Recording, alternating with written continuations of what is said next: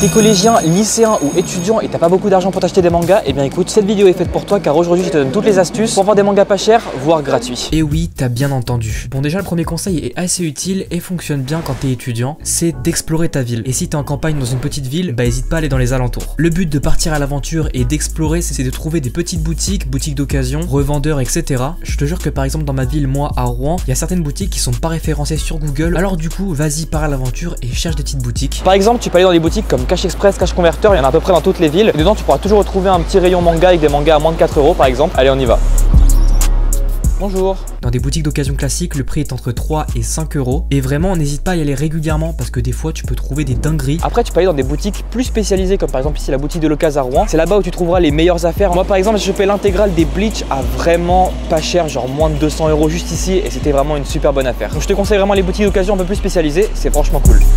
D'ailleurs, je te conseille aussi d'y aller après les week-ends, que c'est généralement le week-end que les gens viennent donner leur lot aux boutiques d'occasion. Et ce qui est bien dans ce genre de boutique, c'est que tu peux à peu près négocier le prix de tes mangas. N'hésite pas à demander, hein, c'est pas sûr qu'ils te fassent une remise. Mais bon, si t'es pas timide, des fois ils peuvent accepter et ça fait vraiment plaisir. Mais s'il y a pas de boutique à côté de chez toi, comment tu peux faire? Bah c'est très simple. Moi, le premier truc qui me vient à l'esprit, c'est les brocantes, les vides-greniers, etc. N'hésite pas à regarder sur internet, il y a un site qui s'appelle Brocabrac qui référence les vides-greniers à venir autour de chez toi. Et là-bas, tu peux trouver des mangas de ouf. Genre, j'ai déjà un pote qui a trouvé un tome collector 20 ans de One Piece là-bas. C'est une très bonne astuce. Même à l'époque, j'avais pas d'argent, mais j'étais tombé sur l'intégrale de Naruto à 3 € le tome, donc franchement c'est un bon prix là. Et si t'as ni boutique d'occasion ni brocante, voici ce que je te propose. Des fois les sites internet de manga d'occasion, ça fait très bien le taf. Le Bon Coin et Vinted pour les plus connus, mais pour les moins connus, et là où t'as pas mal de chances pour trouver des trucs sympas, il y a Facebook Marketplace, il y a aussi des boutiques d'occasion qui ont des sites internet, manga d'occasion, bazar du manga par exemple. Tout à l'heure t'as exploré ta ville, maintenant tu vas explorer internet, tu vois. Et t'as aussi le site Manga Occasion avec qui ça s'est vraiment bien passé lorsque j'ai fait une commande là-dessus. Franchement tu peux vraiment trouver des bons plans sur ce genre de site, surtout si tu peux mettre des alertes sur des séries rares ou des trucs comme ça. Moi c'est comme ça que j'ai eu l'intégrale des Homonculus. C'est un manga où il y a des tomes qui coûtent d'occasion plus de 120 €, donc franchement mets des alertes quoi. J'ai d'ailleurs une technique secrète pour toi pour avoir 3 mangas au prix de 3 € unité. Pour ça t'as juste à regarder en description, en plus ça permet d'aider ma chaîne YouTube. Et si t'as pas de boutique d'occasion, t'as pas de brocante et que pour une raison X ou Y tu peux pas commander sur un site internet, et bien j'ai donné une technique de ouf, moi qui m'a vraiment servi pour avoir l'intégrale des One Piece à littéralement 3 € le tome à peu près, et en neuf, attention, en neuf, c'est même pas une blague, vraiment j'ai eu la moitié des One Piece en neuf à 3 €. Et avec cette astuce c'est comme si on te donnait 42 mangas totalement gratuitement. Là tu vas pas me croire, tu vas dire qui je suis, mais j'ai eu la moitié des Berserk gratuitement avec ça. Et cette astuce c'est d'utiliser ton pass culture. Si t'as entre 15 et 18 ans, bah franchement fonce, parce que t'as leur pass culture, t'as 300 € qui sont disponibles pour toi et que tu peux dépenser dans les mangas. Franchement ça fait vraiment plaisir. Pour ça t'installes l'application, tu t'inscris, etc.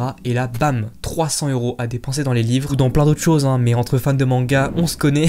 Je suis sûr que tu fais partie des 50% des gens qui sont pas abonnés, et pour ça tu mérites le bannissement ultime. Donc abonne-toi maintenant, sinon je vais t'en vouloir. Ici ça rigole pas. Mais imaginons que t'as déjà utilisé ton pass culture ou que tu n'es pas entre 15 et 18 ans. Comment faire en fait pour t'acheter des mangas? T'as loupé ce pass culture, tu l'as déjà utilisé. Là je vais t'avouer une technique sacrée et sombre. Je vais pas te mentir, c'est ce que j'ai fait. En fait t'as juste à demander à des potes qui s'en foutent des mangas ou de quoi que ce soit sur le pass culture, et tu leur dis est-ce que tu peux me donner ton pass culture, et voilà, en échange je te donne un petit peu de sous, comme ça tu peux t'acheter des sapes, c'est un bon compromis. Moi généralement c'est ce que je faisais, je donnais à peu près 150 € à la personne et elle m'accompagnait avec les 300 € de son pass culture pour pouvoir prendre les mangas. C'est toujours mieux d'avoir la personne avec toi si jamais tu fais ça. Si la personne est consentante, il y a aucun problème. Mais en tout cas pour les One Piece, c'est comme ça que j'ai fait pour avoir la moitié. J'ai demandé simplement à quelqu'un est-ce que tu utilises ton pass culture? Il m'a dit non. J'ai littéralement dévalisé le rayon One Piece de la Fnac, mais bon, c'est pour la bonne cause. C'est pour lire des mangas et on peut se battre pour ça, d'accord? Je pense que c'est une des meilleures méthodes, hein, pour avoir des mangas quand on est étudiant, donc profitons-en. D'ailleurs si t'es étudiant, dis-moi combien t'as de mangas dans les commentaires, je mettrai un petit cœur en dessous. Et si t'es pas étudiant, bah dis-moi quand même combien t'as de mangas dans ta mangatech. Mais imaginons que t'as pas ton pass culture, que tu l'as déjà utilisé et que tu connais aucun ami pour faire la technique que je t'ai donnée juste avant. Il y a aussi une solution. Et cette solution consiste à te renseigner si t'as des avantages étudiants dans ta région, parce que oui, certaines régions donnent de l'argent aux étudiants. Personnellement, j'ai fait mes études à Lille et je me souviens qu'à Lille, il y avait quelque chose qui s'appelait la carte Hauts-de-France, la carte HDF. Et comme j'étais alternant, bah j'ai touché 200 € de produits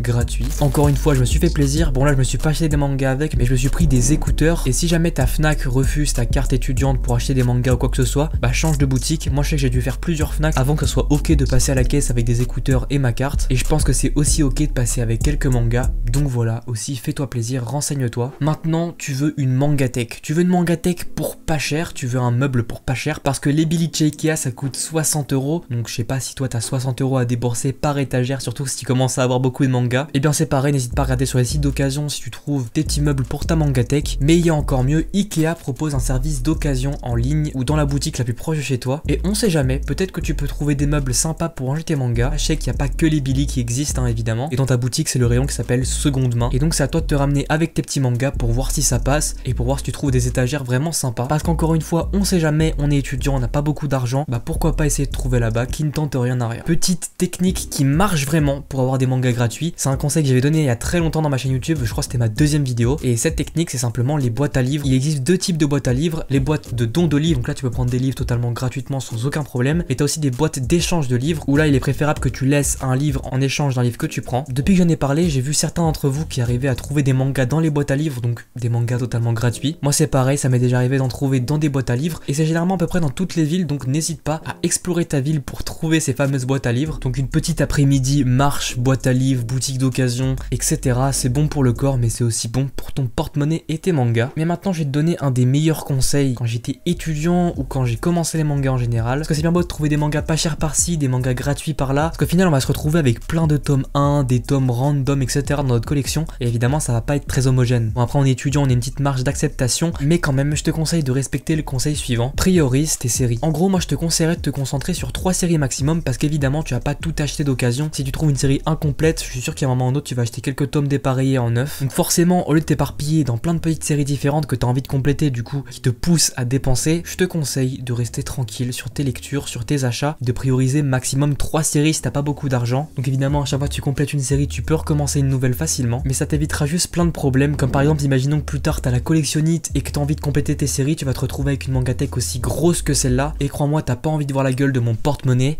il est vide. Et j'ai oublié un excellent conseil, c'est d'économiser, parce qu'évidemment la vie est faite d'imprévus, et on sait jamais, imaginons qu'un jour il se passe quelque chose de mal et t'es obligé de beaucoup payer, et bien les mangas c'est pas forcément une passion qui est très économe niveau argent comme tu le vois. C'est à toi de rester intelligent avec tes économies, avec ton argent et de faire très attention sur comment tu le dépenses. Après tu fais comme tu veux, moi je détiens pas la vérité absolue mais voilà, c'était un peu mes meilleurs conseils que je pouvais te donner. Si tu veux voir une sélection sympa de mangas que je te conseille si tu débutes, je t'invite à cliquer juste ici. C'est un petit peu un complément à cette vidéo donc clique, vraiment clique là s'il te plaît. Moi je te dis à la prochaine, allez ciao.